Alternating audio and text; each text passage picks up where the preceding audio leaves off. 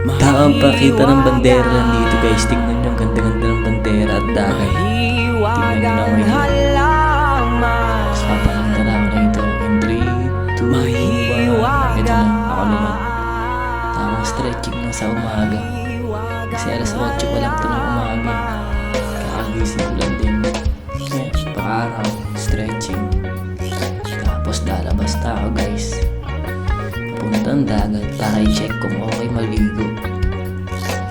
Ito na. Tap tap tap.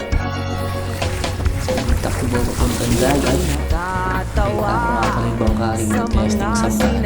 Kaso silita ako dyan. Kaya napa-out din tayo doon. Uy. Kaya na, balik na ako sa aking mga kaibigan. Saan nakatambay lang kami.